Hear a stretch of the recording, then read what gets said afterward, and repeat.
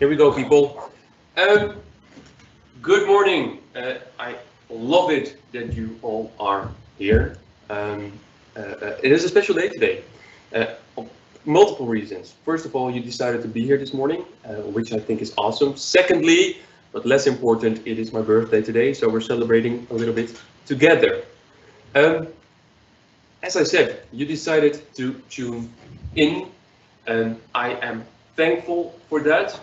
We're going to talk about computer vision and the latest developments that are around that topic.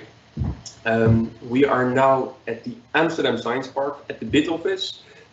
You can't see them now, but next to me are Silvan, a most valued colleague, and Maarten, AI lead at the City of Amsterdam. You'll be hearing from them later. Let me introduce this man. This man's name is Arnold Smulders. He's a neighbor of ours here at the Amsterdam Science Park, and he's a professor in computer vision here at the City of Amsterdam. He won't be a speaker today, but it is an interesting story. In the 1990s, he thought it would take 100 years for a computer to recognize a cow. And he jokingly said that if a computer would recognize these cows, he would quit. And surprisingly, at his own surprise, in 2014, he and his colleagues solved the puzzle.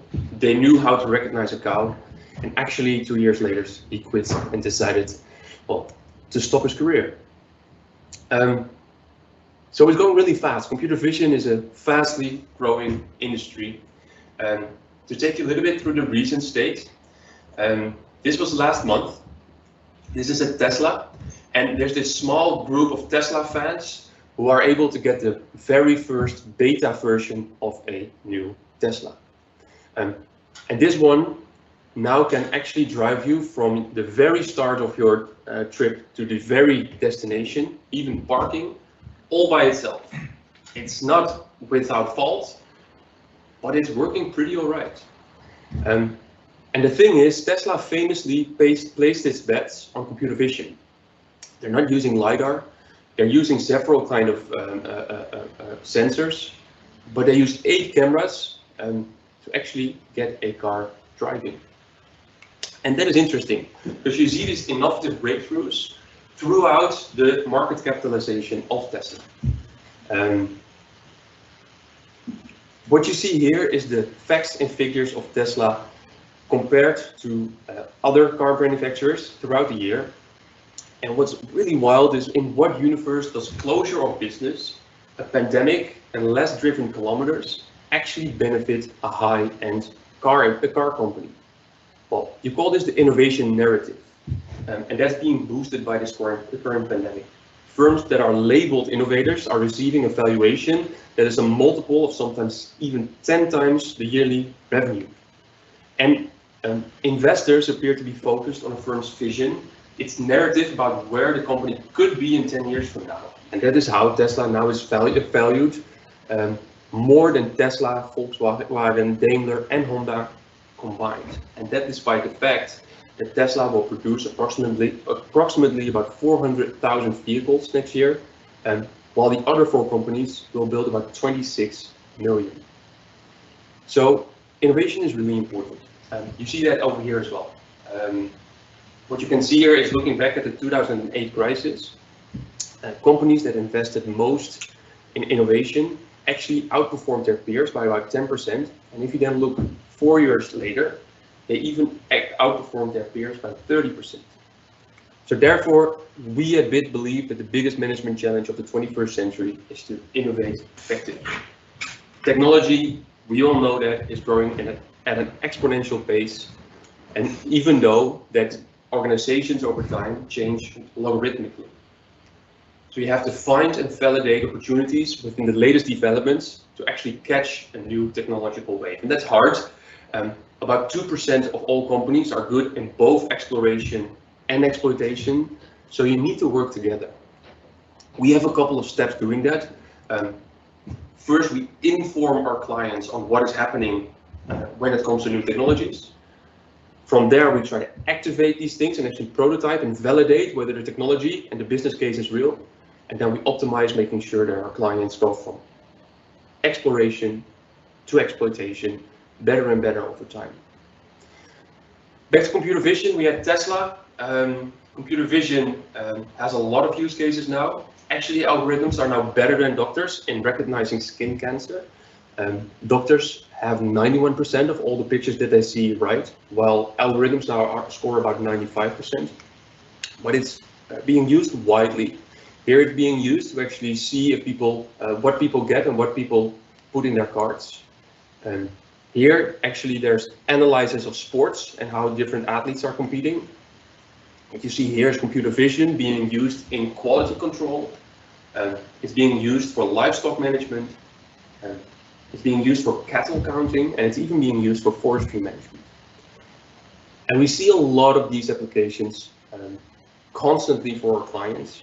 We then believe that if you keep looking at that and actually experiment it, that you're actually skating not after the puck, where everybody else is going, but skating where the puck is going. So today we'll be talking about 1, what is computer vision and how it works. 2, recent applications. 3, how you can actually test it out rapidly right now. 4th, we'll be having Maarten from the City of Amsterdam talking about how he uses computer vision.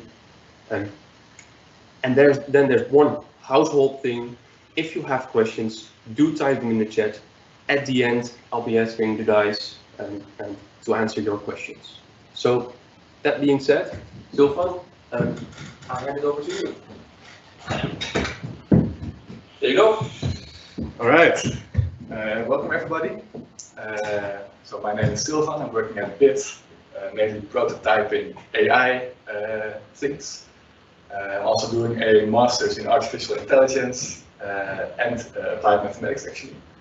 And so I'm going to tell you something about convolutional neural networks first, which is kind of a core technology of computer vision. I'm going to get a little bit into the details, so I hope I will not give you too much of a headache there. Then I'm going to talk a little bit about some applications, really how broad this whole field of computer vision is. And finally, I'm going to show kind of a way how we tested this technology very quickly on Dutch talk shows. And we're kind of curious about how diverse Dutch talk shows are at this time. So let's first go to convolutional neural networks.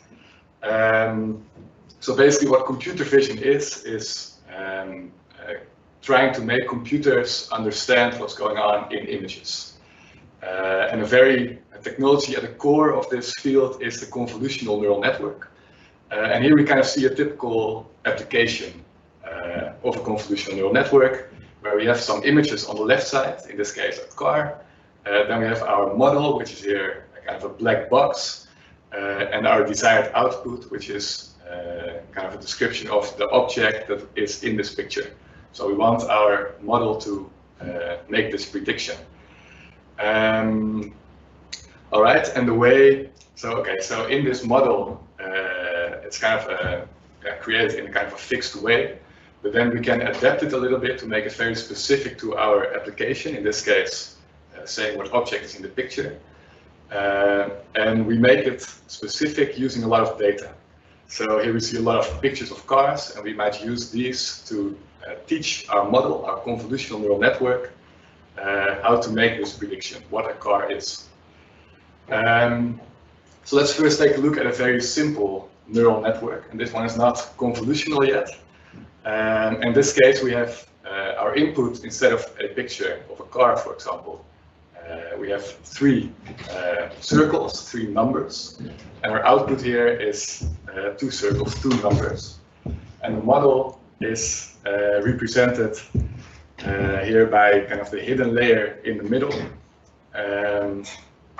which is also basically just some numbers. And the way this model works, it's actually not that mystical. It just consists of some computations from layer to layer. And all the lines here, so for example, let's say, the circle, in every circle in the middle has kind of a line incoming from the left from every input. And this is kind of represents, based on what numbers this computation is made. So there's kind of two ways to look at these neural networks. And in AI, we have a tendency to always use biological or human metaphors. So that's also where the name neural network comes from. Because our brain kind of works in a similar way, where we have neurons, brain cells, that have some input signals and some output signals. And then we can also perform certain tasks as humans, of course.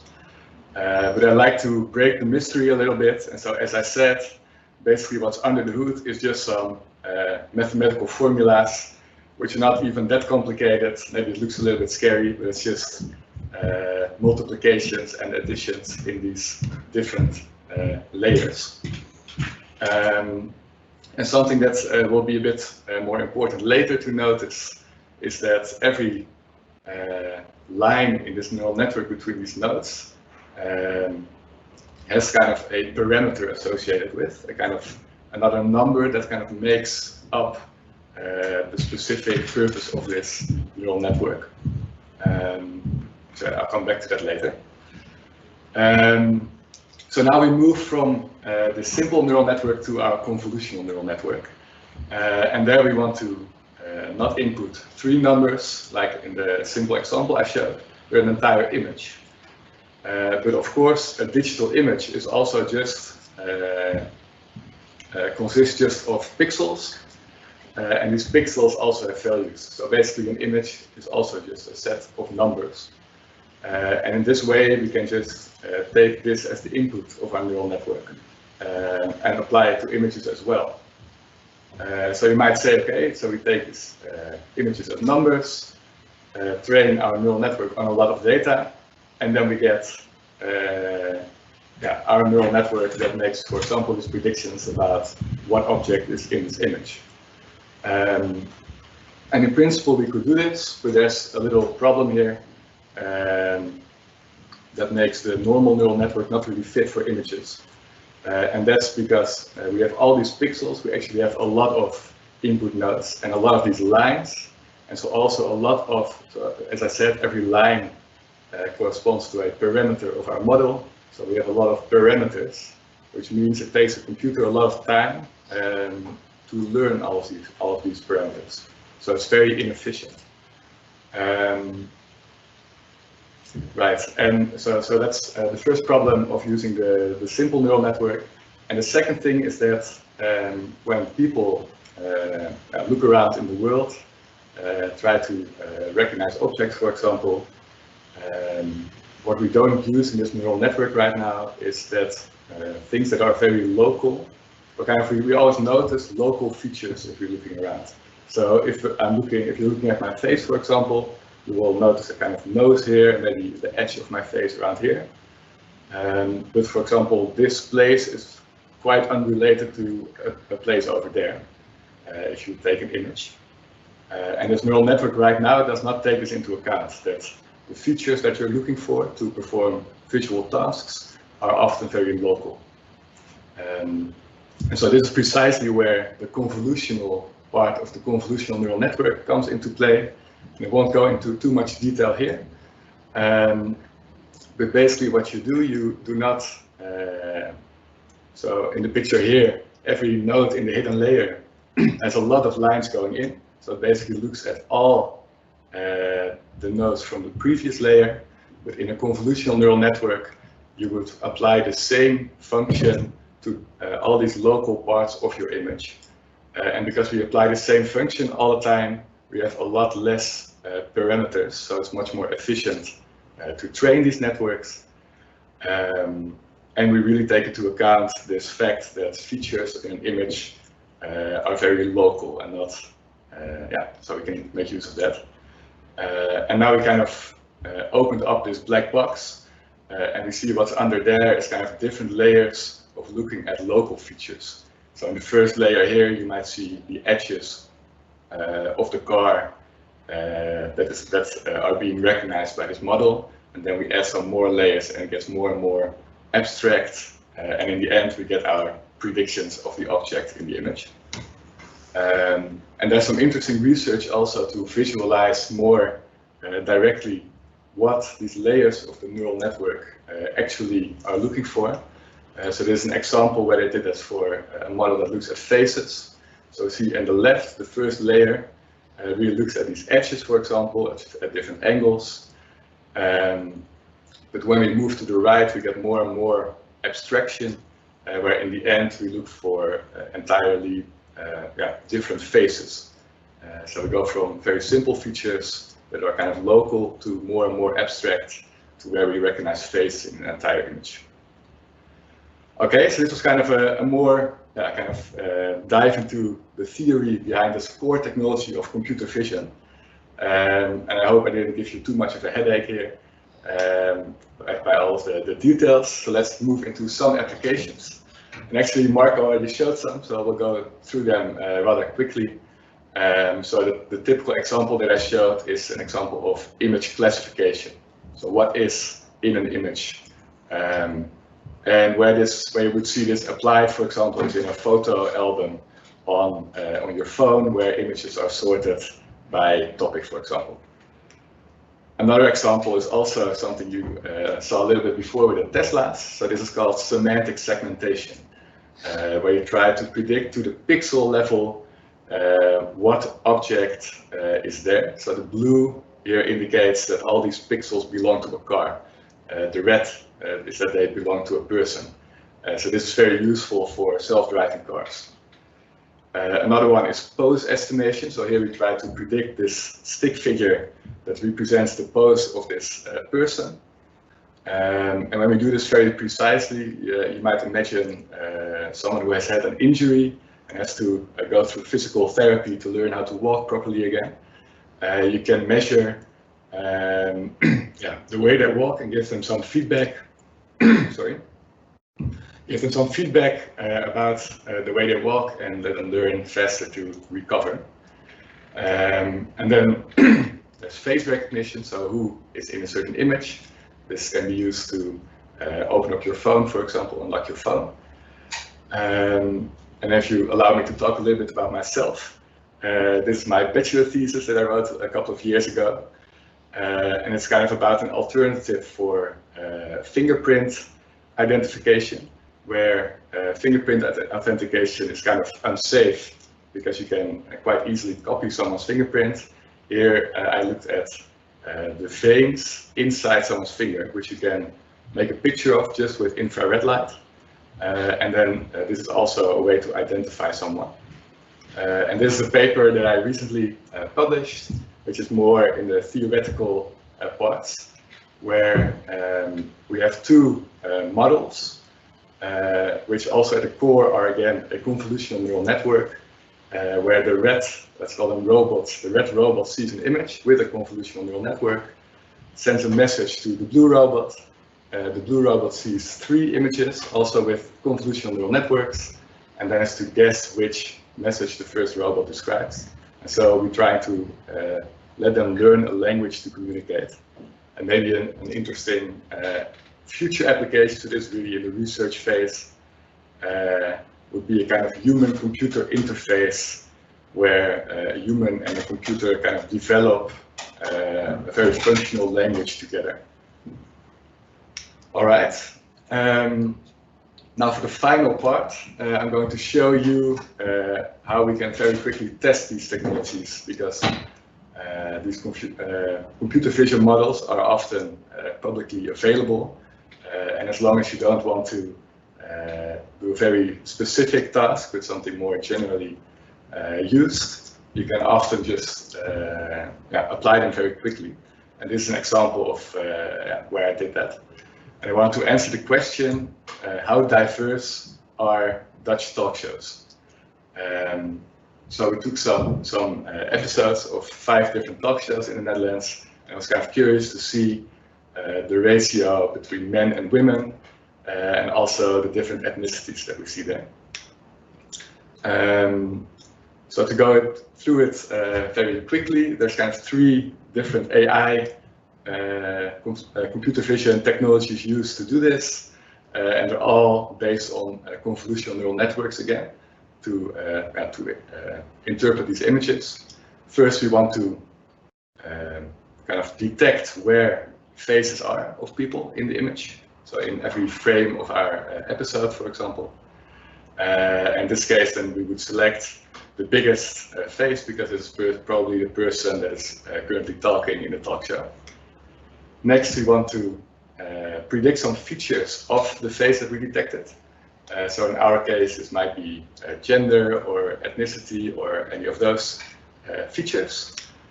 And lastly, we want to make a distinction between the talk show host and the guests of the talk show. So we also need to apply face recognition. So in this case, the model needs to say whether these two people are the same person. And then when we combine this, we can kind of apply it to our data, and we would first want to see, kind of visualize whether it actually works the way we expected. So here we see an episode of Eva Jinek, and indeed you can see the faces are detected correctly, and the fact that the square around Eva's face is orange means that we recognize her as the host. So it all seems to work. And then we can also very quickly look at an entire episode. And at the bottom you see kind of a progress bar, kind of showing what we see at each point in this episode. So at the top, for example, you can very quickly see that there's quite some men in this episode and not as many women. And let's finally look at the general results. Kind of average over each talk show, and here we see kind of the male-female ratio, and you can see that actually in every talk show there's on average almost more than 70% of the time we have a man in the image, which is kind of interesting and a bit surprising to me as well. We were also curious how egocentric the talk show hosts were. So here we show the average time that a talk show host is themselves talking. So the hosts of the vooravond, we would say, are most egocentric because they're talking almost a quarter of the time themselves instead of letting their guests talk. And finally, we can look at ethnicity. And this is also kind of that shows some interesting thing about applying these models very quickly. So here we see the distribution of people that the model calls white and people that it calls Asian and black, and they are shown in yellow. So it's quite a small percentage in all talk shows. But this model was kind of taken quickly, applied out of the box, but it was developed in the US. In the US, the ethnicities are a bit different than we have them in the Netherlands. So the group of black people and Asian people is more prominent there. So if you would take into account the distribution in the Netherlands, you could draw a line here, and it's actually pretty okay. But in the Netherlands, when we talk about diversity, you might also think about Moroccans or people with Turkish roots, or maybe people with European roots that are not Dutch. And if you would include all those people, you would get a line at almost, it's almost a quarter of the Netherlands. So of course it might be interesting to make a more detailed model ourselves where we can also look at these groups. But yeah, all right. That was it from me. So now we'll give the stick to Maarten and let him talk about the stuff at the municipality. Lovely stuff. Thanks, Silvan. I'll be switching from one kind of presentation to the other, and then Maarten is up. All right, Maarten. It's lovely that you're here, man. The floor is yours. Thank you for inviting me. So first, wash my hands because I will be touching the keyboard as well. Maarten Sukel, AI lead at the City of Amsterdam, and happy to be here to talk about the things we do with computer vision. And more briefly, I want to start like an introduction why we're working on AI in general at the city. And that's mostly because we really believe that's a technology that's going to be changing the world, and we want to be using it for the goals we have as a city. So at the same time, we also want to check the technology to see if we're doing this in a correct way, because applying these new technologies is going to have consequences, and we might not be able to know all these consequences yet. So during the stories I will be telling, you will also notice that we're really focusing on several things like being open and transparent and sharing what we are collecting about the city with the people of the city. So as mentioned, there is a rapid increase in how computer vision is able to analyze video images. At the same time, you might have noticed there's a lot of cameras around everywhere, not just in the smartphone. I think mine has 6 right now, but also in cars, because if one Tesla has 8 cameras as well. Well, that's interesting for the city as well to see what's going on there. And at the same time, of course, these TVs are well, becoming cheaper, not something we really want to invest in, but it's a reality that there are plentiful around the world. And well, as you could have seen in the other examples, this is like the synoptic segmentation. It's like a version of image segmentation, and you can see how well this works. This is a model that's also not trained on this data, but it's pretty good at seeing what's like water, what's a road, what's somebody on a bike, or even small things along the road, like a potted plant can be detected. And these are, of course, interesting things for the city, but you could think about other things as well. So I will be explaining a few of the use cases where we're using computer vision in an interesting way. The first one is the object detection kit, where we're detecting issues in the city streets with a system of cameras attached to vehicles. After that, we'll be discussing the 1.5 meter monitor, where we're helping people in a pretty playful way to keep their proper distance from each other to prevent the spread of COVID and create awareness. After that, I will tell something about how we're using crowd counting and optical flows to basically monitor how many people are in a certain area. And finally, I will discuss how we're using panoramic images that are gathered of the whole city for a new way to gain intelligence about the state of our assets, or even where these assets are in the city. So one of the most ambitious projects is the object detection kit. It's like a completely open source tool that we're using to gain knowledge of how we can use computer vision to find issues in the city. And the basic concept is we're driving around with a lot of cars, garbage trucks, local enforcement vehicles, or just other city vehicles. And at the same time, we're not efficiently enough in gathering, for example, garbage from the streets. So what if we can attach cameras to these cars and see, well, the type of issues that are there, and then more efficiently collect these, or, well, fix problems in the city streets.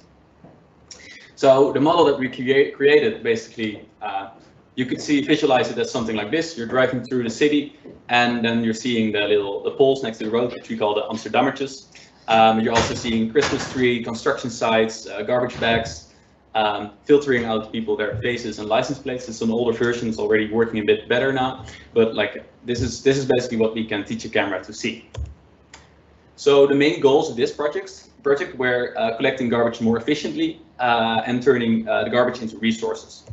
So, for example, we can detect a mattress. Right now it's like a little bit rainy, so you would say if a mattress is out there, it's going to get wet. Well, when it gets wet, the value of the materials is decreasing. So as fast as you can get it, you basically want to pick it up and recycle it as a designated plant, instead of putting it in a big furnace, because that's going to be losing materials and energy, which is something we want to preserve on this planet. So it's like the different type of materials that can be detected. It's also, for example, furniture. So maybe we can pick those up and bring them to a thrift shop instead of, well, burning them as well. Different type of materials like wood, and all the information we gather, we will be sharing publicly, so people can get a, well, pretty real-time view of the materials that are in the city streets. And for creating this model, we need a lot of pictures of garbage, which fortunately we had. So we could train what is a garbage bag. This was explained by Silvan. You need examples to see what is a garbage, but the same thing is for a garbage bag. And the city is quite a dynamic visual environment, so we also need a lot of pictures of not garbage. Because you can imagine some jackets look a bit like a garbage bag, some backpacks look like it, some cars will have a reflection that looks like it. So you need also get a lot of examples of what something that might look similar but is not similar. So that's also why we needed a system where we can already start testing these models and making these models. And as I said, we need something with cameras, with connectivity. So basically for this version, we went with smartphones attached to these vehicles, connecting to the internet and streaming these images to us, where we centrally will see what's on them. And that's what you call like a cloud computation type of setting. And eventually, when we get these models good enough, we want to move to the edge, or some will call it the fog instead of the cloud. So you will put it on the device, on the camera. So it can be the processing power of smartphones is increasing. So in a few years, I think most smartphones would be able to run such a model pretty fast. Or you have small computers like this big. You can put easily in a car to do the processing of these images locally.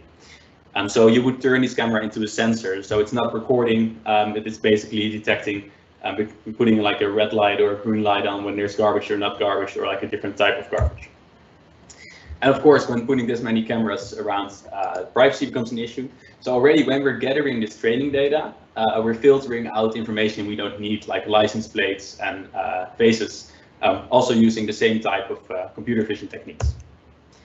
And eventually, so with the edge computing, we want to end up in this situation where we're not recording any images at all.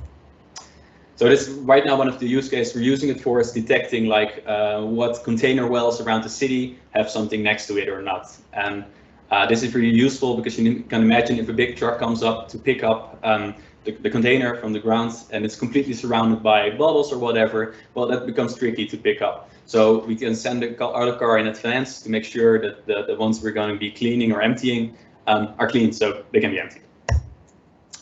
And this project is completely open source. Like we have a website, objectdetectionkit.ai, but then the acronym, so ODK.ai.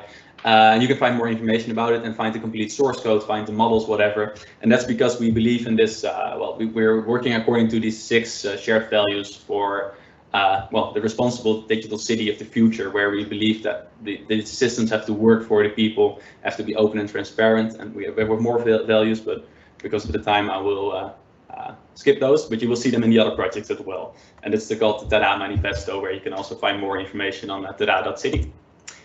So this is another project where we pretty quickly put something together because it's becoming pretty easy to work with computer vision. And that's the 1,5 meter in Dutch, the 1.5 meter distance monitor, which we now fitted on basically a small truck where we're driving around, for example, with Black Friday this weekend. And we're helping people to start the conversation about, hey, 1.5 meter is quite some distance and most people are not keeping enough distance. So to create awareness, both about, hey, we can use AI in a privacy-friendly way, and at the same time about keeping proper distance, we set up this project. It was now in a truck. Originally, it was designed to be like in an office or in a library, so it was like the first few versions with some really young people interested in AI already, where we would say, okay, for example, if you're in a meeting room and you're not keeping enough distance, you might say, okay, a sound will go off. And we can do this with a pretty cheap webcam. So it's like a 30, 40-euro webcam will already be capable of running this type of, application with a computer hooked up to it. So this was at a market. So you could see what we blurred people here, of course, using the same techniques. That's useful if you have an AI team, you can report easily. And you can see that a lot of people will see it and will pay attention to it. And I hope, like with Sinterklaas and Christmas coming up, people will go home and be like, oh, you know what the city did with this truck? Like they mentioned this used AI to let us keep distance, to start a conversation about this, because it's really important to keep your distance, even especially at home. But of course, it's really not, a truck doesn't fit in people, their living room. So that's why we decided, hey, let's talk to the people outside and reach them with this tool. And hopefully they will also keep their distance inside.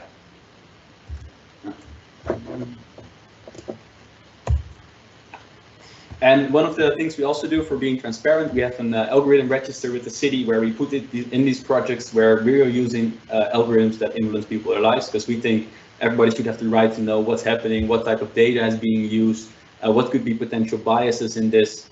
So if you're interested about this project or any of the other projects I mentioned, please go to the algorithm register. We launched it a month ago, or maybe a bit more. And we're constantly filling up the new projects we do and get as much information in there as possible, so we can also be accountable for what we do. And if we're doing something that might have consequences we didn't realize, we can alter the projects and change that, since we're working with new technology and not all effects might be known yet. So another one interesting use of this technology, it's another type of technology.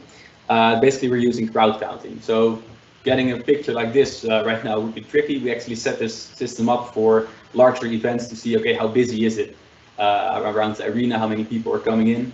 And it's basically doing the same thing as well, you could say as a convolutional neural net, let's say on the explain, but here we're counting heads instead of detecting, hey, this is a person. So, well, it's not the same as a convolutional neural net for all the experts, but basically the input is an image with a lot of people and the output is the number of people that's in there.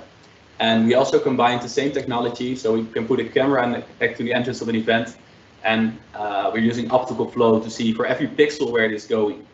So combining that with a count of the area, so you know, okay, this is like 200, 300 people moving, and this many of those pixels are going left, these many are going right.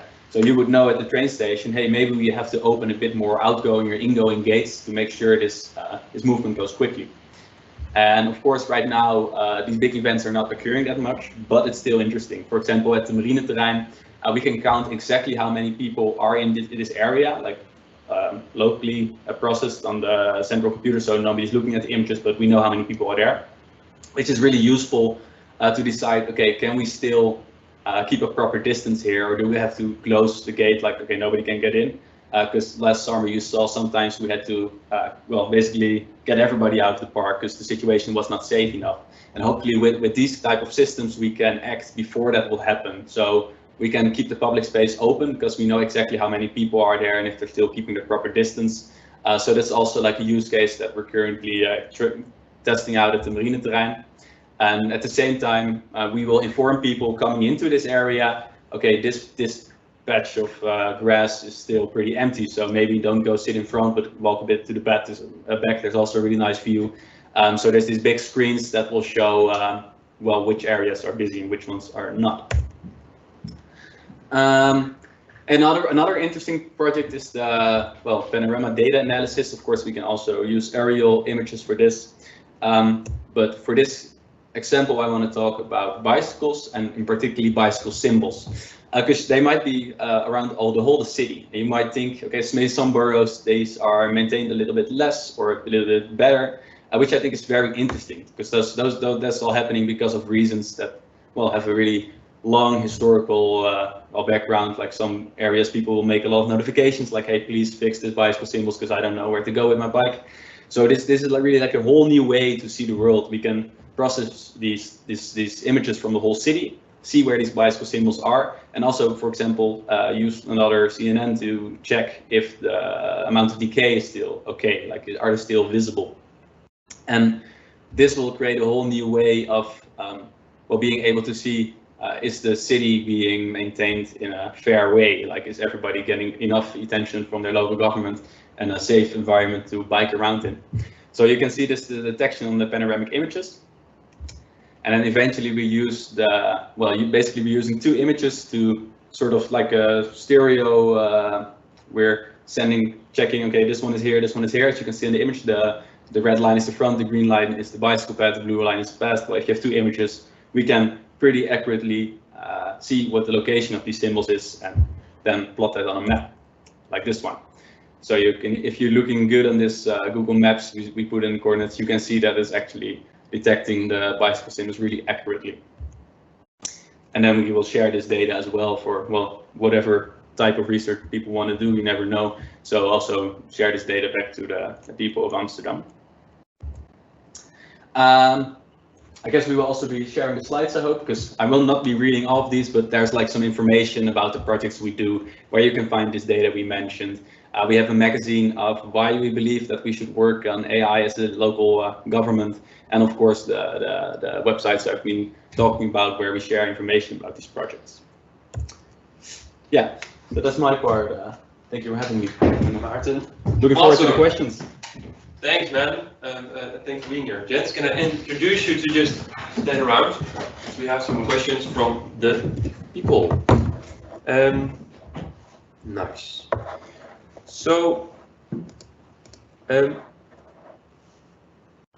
give a little bit more insights, first of all, yes, we'll be sharing slides. Secondly, an ebook is coming up with a lot more applications that we've seen.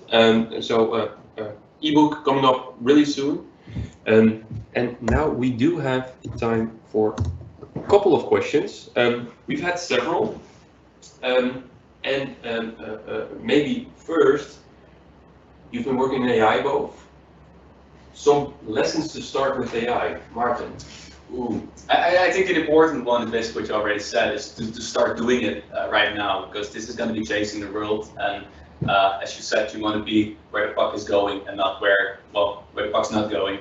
And I'm pretty sure that it's going to be changing businesses and cities around the world. So start experimenting with it and make sure you're one of the people that really knows what they want to do with this, because it's going to be something big. Yeah. Maybe for you, lessons that you've learned? I think the nice thing about AI is that there's just so much material available online. So if you want to get started on it, just start reading, and there's a lot of well-maintained, interesting material. So lots of places to start learning about it. Thanks, Anne. We've had some questions on privacy. We've seen you blurring, for example, people. Other things that you've seen happening in privacy, and what are questions that you maybe get asked a lot and answers. Let's start with, what do you do to give more privacy or build it into your model? Yeah, so everything we do, privacy is a big element. The city coalition decided we don't want to follow around any people in the city. Basically, we don't want to track people. So something like facial recognition, doing that in the public area, no way that we're going to do that. But because there's a lot of different technologies, for example, the detection of the face instead of recognizing it can be used to blur somebody. So you could say, okay, instead of having a person looking at security cameras, for example, we can have an AI do it, which is not going to remember the face, for example. So I think instead of it always being something that threatens privacy, there's also a lot of opportunities to help people with, their personal privacy. So that's why we're experimenting with it. And okay, of course, to gain trust, we're being really open about these projects, sharing exactly what we're doing, and making sure that we're indeed not invading people their privacy. So a lot of challenges are something like the functional creep. Of course, you have cameras driving around like we do now. There's always the idea, okay, maybe we can also start counting people, or hey, we're looking for somebody. So that's really something we need to build in this technology and make laws about, like what can you do, what can't you do, and hopefully even make something like edge computing where where it's really difficult to start changing it technically. So it becomes technically more difficult to get other functionalities in there that you might not want to have. Nice. What kind of models have you been using for facial recognition? There are some technical questions here. What kind of models have you been using? So the model in the prototype that I showed is based on the residual network. That's the technology that's behind that, which is kind of the very well-working convolutional neural network as well. That's able to do this. And basically, compared to what I showed, these networks are a lot deeper, which is related to the field of deep learning. So this means that I showed you these layers of computation. The more layers you add, the more complex features you can kind of use to make your predictions about faces, for example. So typically these models are quite deep, so they can really capture what makes a face unique. Nice. Question for both of you. How do you manage, or how do you approach a computer vision project when there's not a lot of data available? Maybe for you? A lot of projects, like for example detection of persons in the AI world, it's really common to share your data and your models. So start looking online because you might have missed something. On the other hand, for example, a lot of data about garbage bags were not there. I think it's weird because garbage bags are really important for me. Then you need to start recording this data yourself. Maybe it's sometimes the easiest way to make a model. For example, for Christmas tree detection, for 2 hours we drove around and annotated this. And I think within 1 day we had a working model for this detection. So just be really hands-on and practical, so to collect data, find data online, and that's the way to go. Yeah. Maybe for you, something extra to add? So I think if part of an organization, you have more. It's easier to really collect your data yourself. I think as an individual, maybe an approach could also be to think if you can do it with less data and maybe a little bit more old-fashioned methods combined with stuff that already exists. So you have to be a bit more creative, maybe. Nice. An alternative. Nice. Maarten, there's also questions on the garbage bags. Mm-hmm. what does extreme weather do to the model? Well, you're training basically on data you recorded. So if we are training a model and we don't have any snow or a lot of rain in there, it's gonna perform well worse on the situations that didn't occur before. So that's also why we set up this system to start recording new images in new situations. So we can constantly improve the model in those conditions. And you might also think about, for example, infrared cameras you use for the fingers, I guess, because that will work in different lighting conditions. So we're also exploring different type of sensors and not just like the vision part of it, because that might also work for this use case in better in different weather situations. Yeah. Nice. Have you seen applications recently that you may be jealous of or thought, damn it, I wish I would have worked on that? I'm a big fan of the garbage bags, so that's, yeah.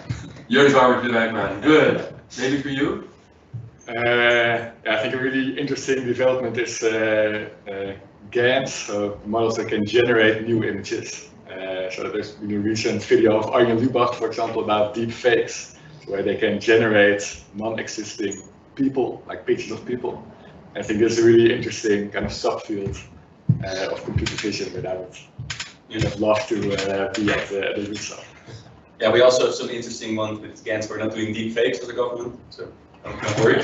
But for example, changing how a neighborhood looks, like more trees, less cars, and maybe we're thinking about, can we get people to vote on this? And they get like this really free democratic way of controlling your neighborhood. So we're also exploring like the good sides of that technology, but I agree the deepfakes are scary and something we should think about how we're gonna prevent the negative sides of that a lot. Yeah. Lovely stuff. Gentlemen, can I thank you? Thanks for being here, and for everybody being here. This was it. Do expect us to send an ebook. If there's other questions, feel free to email. And yeah, I thought it was a lovely morning. Thanks for being here.